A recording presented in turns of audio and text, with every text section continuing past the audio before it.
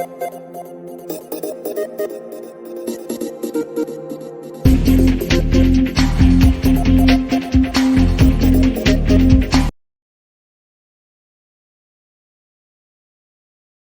donde abordaremos el importante y también interesante tema de los pasos para correr una prueba de hipótesis.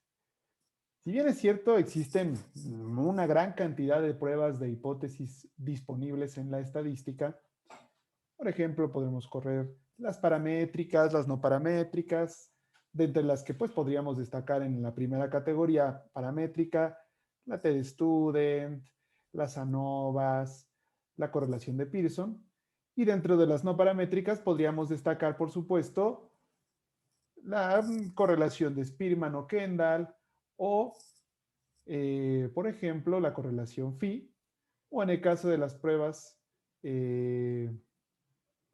para diferencias entre grupos, Friedman, Kruskal-Wallis y Suderman-Whitney. Este primer video es el video introductorio a la prueba de hipótesis. Y es un video que quisimos editar para ustedes para mostrarles los pasos con una de las pruebas más sencillas e incluso una de las pilares de las pruebas de hipótesis, que es la prueba Z. Para ello recordemos de cápsulas anteriores que nosotros vamos con algunos tipos de estas pruebas de hipótesis a poder analizar una muestra con respecto de su parámetro poblacional. Y ese es justo el objetivo de la prueba de hipótesis que utiliza los valores de distribución de probabilidad Z. Lo que hacemos entonces es comparar una muestra, en este caso un estadístico de una muestra, en este caso una media, y la vamos a contrastar contra el parámetro poblacional. Si es que lo conocemos, si no lo conocemos, lo vamos a comparar a partir de el error estándar de la distribución muestral de medias. Pues bien, manos a la obra. Para esto vamos a utilizar un sencillo ejemplo. Pensemos que el investigador está interesado en probar que el promedio de horas diarias de televisión a la que se exponen los niños de la ciudad de Celaya en un fin de semana es igual al parámetro calculado por una empresa que mide los ratings televisivos, que se ha establecido en 3 horas como tal. Por supuesto, con su contraparte, la hipótesis alterna, que pues, postula que el promedio de horas diarias de televisión a las que se exponen los niños en esta ciudad es distinta, por supuesto, al parámetro. La finalidad que persigue el investigador es mostrar que una de las muestras que utiliza para el estudio, en donde quiere más adelante demostrar que la exposición elevada a la televisión puede ser dañina para los niños, requiere primero de probar que esa muestra de niños con las que va a empezar a correr el estudio están dentro del parámetro normal para esa población específica. Bien, vamos con el primer paso. Paso número 1. Primero tenemos que definir el nivel de significancia. Recuerda que este nivel de significancia o alfa nos está hablando de la posibilidad de cometer el error de tipo 1 y que, bueno, por una convención científica, ya por una costumbre, se ha establecido en 3 niveles, 0.05, 0.01 o 0.001. Dada la naturaleza del estudio, vamos a fijarlo en 0.05. En otras cápsulas hemos explicado el valor importante de tener bien definido este nivel de significancia, pero por ahora hagámoslo a 0.05. Segundo paso, necesitamos recolectar los datos de una muestra representativa. Esto es fundamental. Vamos a pensar que se calcula el tamaño de la muestra representativa en 312 niños. El investigador utiliza un muestreo, además, por conglomerados, dividido en diferentes escuelas de la ciudad de Celaya y por estratos, estratificándolo por sexo biológico, por nivel socioeconómico. Y una vez seleccionada esta muestra, hace la medición a través de un dispositivo tecnológico que mide el número de horas a las que estos niños expondrán a televisión en Celaya, obteniendo como tal un valor de media de 2.9 horas y una desviación estándar S igual a 1.2 horas. Ahora, ya teniendo los datos, seguimos evidentemente con el paso número 3, que es estimar la desviación estándar de la distribución muestral o error estándar de media. ¿Por qué requiero calcular el error estándar de la media? Porque no conozco la desviación estándar poblacional. Tenemos la desviación estándar igual a S de los 312 niños participantes de esta muestra. Ya que el parámetro que nosotros estamos utilizando de 3.0 horas se obtuvo a partir de diferentes aproximaciones a lo largo de los últimos 5 años que esta empresa que mide ratings nos ha dado, pero no ha calculado, no ha sido posible calcular con exactitud la desviación estándar poblacional. Por lo tanto, debemos suplir esto con el error estándar de la media o error estándar de la distribución muestral de medias, que se calcula a partir de el valor, cuando no se conoce justamente ese parámetro, de S, es decir, la desviación estándar de la muestra, que fue de 1.2 sobre la raíz cuadrada de N312. Hacemos esto y obtenemos el resultado del error estándar de 0.0679. Es un error estándar bajo de entrada, nos permite estar ya un poco tranquilos, pensando que la probabilidad de que las muestras obtenidas de esa población sean muy disímiles entre sí es realmente baja. Paso 4.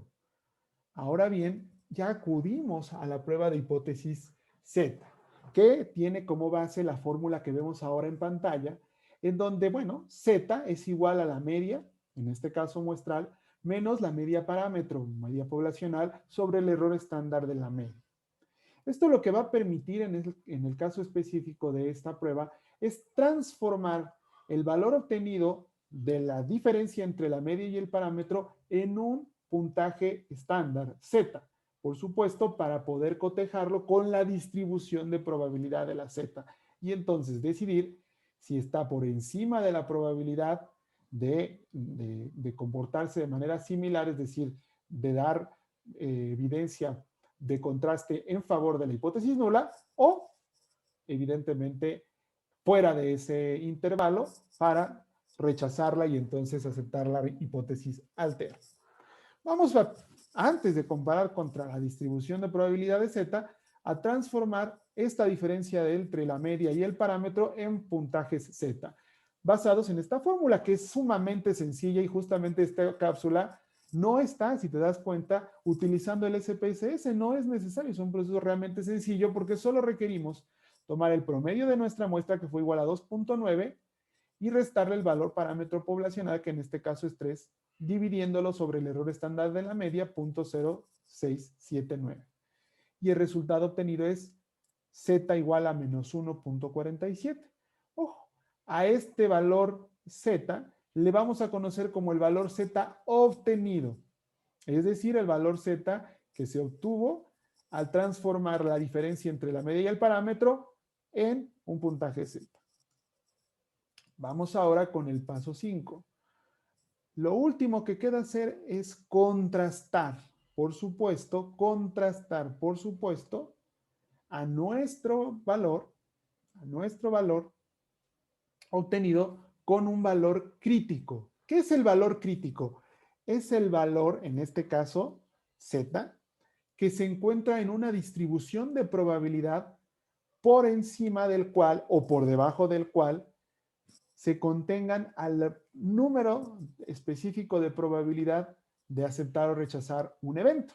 En este caso, si nosotros hemos decidido fijar la significancia en 5%, hay que recordar que tenemos que dividir la mitad, 2.5 y 2.5% de probabilidad en cada extremo de la curva. Eso significa que tendríamos que buscar cuál es el valor de Z en una distribución de probabilidad por el cual quedan solamente en ambos extremos 0.025 de la probabilidad.